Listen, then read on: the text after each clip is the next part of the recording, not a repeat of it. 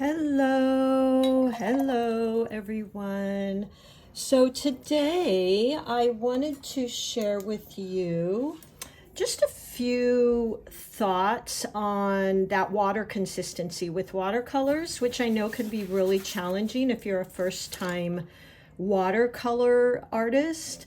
So I'm hoping some of these things I might share with you might help. So a couple of the techniques that are important is wet and wet, or wet on wet.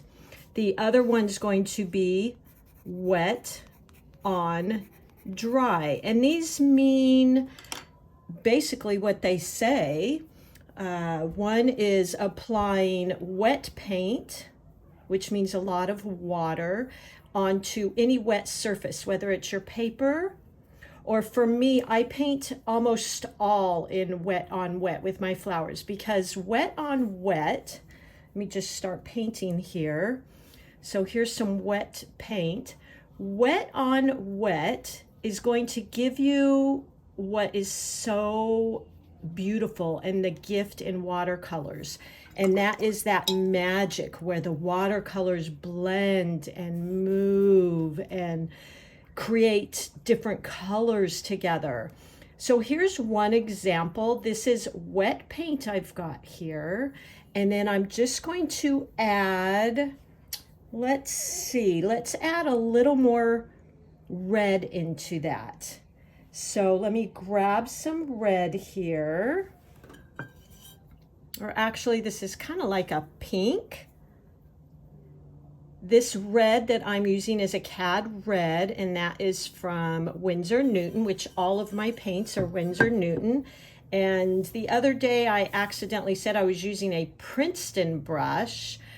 My favorite go-to brush is, a Winsor Newton brush. I actually use a Princeton 8 round brush. So that's typically what's going to be in there.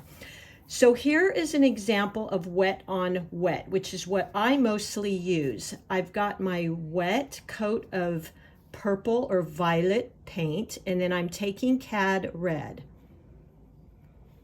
So see what happens here, how that blends, and this is beautiful. So you can still get these colors, you get this beautiful blending that you can't get out of a tube.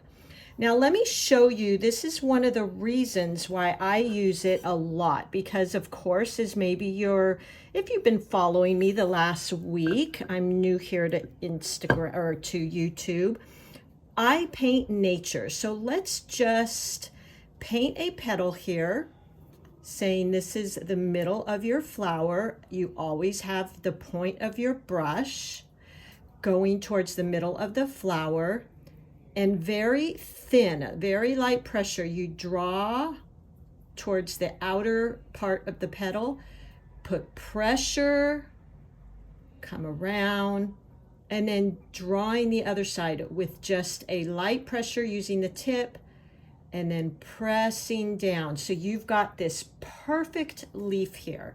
Let's do another one. So pointing towards the center of the flower, press down, curve around, and then pointing again, press. Okay, so I've got this wet surface here with my flower. Now I'm using a student grade paper. It is 140 pound cold press, but it's not a really great professional grade. So I'm going to show you an example of the wet on wet here. So I've got wet paint on my petals. Now I'm going to dip my brush into the purple wet paint, and I'm going to apply wet on wet. So watch this. I'm going to grab just a little bit more. So look at how beautiful that is. This is the beauty and the gift and what I love about watercolors, that wet on wet and how it blends together. So let me bring this up to the camera a little bit. Look at how beautiful that is. So that is why I use the wet on wet technique so much. Let me show you with another petal here. I'm going to use my Winsor Newton Cad Yellow, which is my favorite yellow. I also have lemon yellow, but it's quite bright. This Cad Yellow has a little bit of warmth to it. And let's just put it on my palette here, which this is a custom palette made by Mist Ceramic. She's on Instagram. So watch this. Let's just add a petal here, pointing my brush towards the middle of the flower, because if I was to point my brush and start with this direction, my petal is going to look a little wonky. So we want to point it towards the middle. Come around. Let's do the other petal. Point, press. Okay. Let's do one more. So pointing and keeping the end of your brush in the direction you would like your stroke to go. So pointing towards the center, press, a little pressure. The other side. There we go. Okay. Now I'm going to go back in this while this is still wet, and I'm going to add a little bit of, let's do orange. This is that Cad Orange, Winsor Newton again. Thank you, Winsor Newton. And I'm going to tap here. Okay, now this dried a little. That's why it's not spreading. Let's go into the tip of the petal. So look at how beautiful, how easy. I'm going to do what they call pull this paint a little, because see what happened here is this was dry, so it didn't spread like I would have liked it to.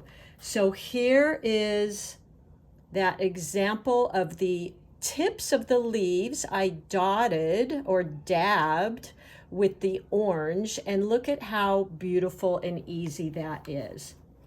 So play with this on your paper, you know, go in with a color.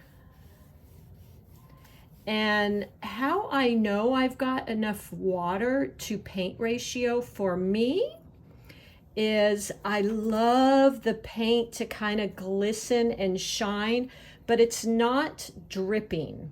So I can move it around pretty easily. It's got enough water and it's got a beautiful gleam and sheen. It's just lovely. And then I'm going to go back in it with my Cad Orange, and I'm just going to touch, and look at that. It spreads beautifully. So practice this so you get used to how the paint flows with each other and how much water. I will tell you, this is another thing I teach in my classes, is whenever I'm rinsing my brush, and by the way, you should have 2 containers. You should have one container for your wash, to wash your brush, and another container to rinse. The reason for that is watercolors are very translucent. So if you aren't going into your color you're painting with a very clean rinsed brush, you're going to get subtle colors, a little bit of a subtle wash in there of whatever color you used previously. So make sure and use your 2 containers. Now, whenever I wash my brush, I don't want it dripping. So I rinse it and then I just scrape it off on the side. So there's paint in there, and that's what the reason for using a specific watercolor brush is. They have this nice, beautiful, full area right in here, the belly of the brush that can hold that water. So let's do some wet on dry. Now what I should have done, and look at this, how it's bleeding and blending more and more. Isn't that absolutely beautiful? These are called blossoms, and I think they're just lovely. And look at this. I mean, you guys could make a whole sheet. You could create a card. Amazon sells watercolor stock cards of all of these flowers, and you'd be perfect. You'd have the perfect little card. So what I should have done is a little wash here so I could show you wet on dry. Let's see if we can wait here a minute and get this to dry. This is dry, so I can show you a little bit on here. So wet on wet is the first technique, and the one I use mostly because I feel it's very soft and you get colors that you can't get out of the tube because the colors mix together. You get these beautiful little surprises and blending. Now, the wet on dry, the second technique is where you're taking wet paint onto either a dry paper or a dried paint. Now, this is useful for if you're doing layers of color. I'll go into that at a later time. But wet on dry, you can get some really great detail. Now, I'm not a detail artist, so that isn't a big thing for me, but if you want to go back and do detail, you can. Now this is dry, so let me show you wet on dry. So you saw what happened wet on wet. You get these blooms and blending. Wet, which is on my paintbrush, and dry, look at that paint does not move. So that is wet on dry, okay? Now wet also on dry paper, look at the lines I can get. They are very crisp. Here's the C strokes I love, and I use in all my flowers and leaves. So it's very specific. It's right there. It's not going to move. It's not going to spread. And this can be used for your detail. Now this is somewhat dry, so I'll just quickly show you when you might want to use wet on dry to blend some colors or do some layers. So I've got this purple that's now pretty dry. I'm going to go over that with, let's go over it with that red again. Now be careful with red. Red's very strong, very vibrant. So I'm actually going to dilute that a little with water to lessen the value of the paint or the darkness. You add more water. Now watch when I layer over this dry paint, and I'm going over it with a wet paint.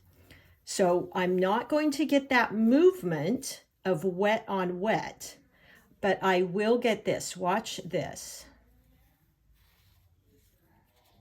So I've somewhat created another color here. There's no blending. I've just layered on top of this violet some red. So now I've created more of a red purple versus this purple. And that again is the beauty of watercolor, is that you can layer colors. Now let's go over this, which is dry. And I will go over that with, or let's use this down here and go over this with the blue, because the primary colors, red, blue, and green, are red, blue, green, and yellow. Excuse me. That's wrong. See, I'm correcting myself. Blue, red, and yellow are the primary colors. Correction, correction, correction. Skip what I said. So here is purple, which is made from red and blue. Now I'm going to add blue onto this bottom part. Let me dilute that a little. So now I have got more of a blue purple here. And this is more of a red purple. Both have that same base of violet, but I have went over them with a wash of another color. Look at how different. Okay, so that again is something I feel I've only been able to achieve with watercolors, is to get these beautiful layers. So I'm going to show you again, wet on wet is where you're going to go with a wet brush and paint onto any surface that is wet. You get softness, you get blending, you get beautiful magic and surprises. You get colors that you cannot get from a tube because they're always going to be blending and different. And wet on dry, you can get more detail, you get crisper lines, and you can layer. And layering can be very beautiful because you're getting these layers of color. It's like cooks that say you get those deep layers of the different flavors. That to me is like using layers on your watercolor paintings. So here is a green. Let's see if we can get this to dry well, relatively quick. I do have the heater on in my house, so hopefully that helps. And a little tip, I have a dryer here, a hair dryer. If I wanted to really dry this quickly, I could just put a hair dryer on it and it would dry very quickly. While we're waiting for that, let's go on to this with a little bit of blue again and just see what happens. So I've got blue. Let's get a little bit more. So look at that beautiful color. That cannot come out of a tube. I guarantee you. That is a blue purple. It is beautiful. The colors underneath are coming through. The over layer of this blue is mixing with the purple, and this is creating your own unique color that I guarantee, again, you cannot get out of a tube. So let's go over this one with a little bit of that red and see what we get. There you go. So now we've got more of a tertiary color, which is a blending of a secondary color, which is purple, and a primary color. So now look at this beautiful color. These both started with that same violet purple underneath. This one I overlaid with some purple, wet on the dry purple, and this one I put a layer of red. Isn't that beautiful? So the last one here is this green, and that's pretty dry. So let's go over that with a blue as well and see what we get here. This could be used on leaves. This could be used on a number of things. So I'm going to coat over this green with a light layer in value, meaning the blue has quite a bit of water mixed with it. And look at this. How lovely is that? I have just made a beautiful blue-green.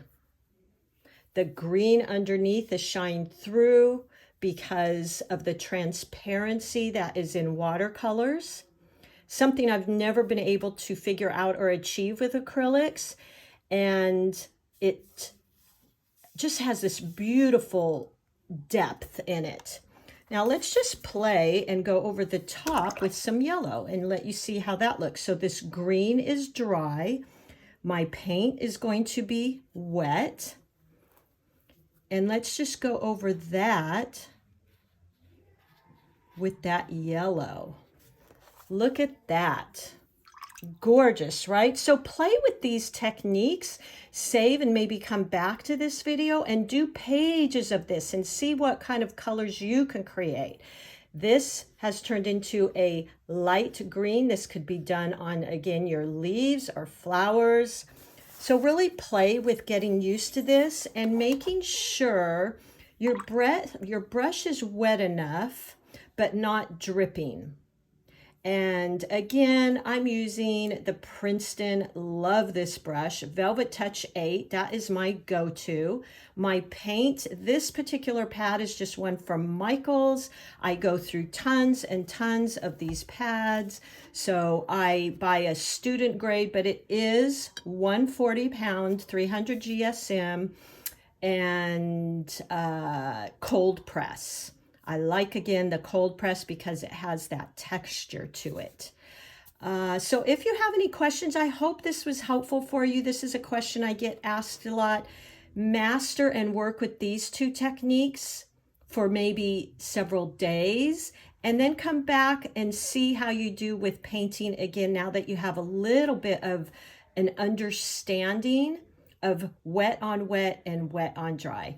Thank you so much, you guys, for being here and hanging out with me as I learn here on YouTube. If you are more of an Instagram or Facebook person, I'm on there as well. All right, thanks so much and have a beautiful day. Happy painting, and I will see you soon.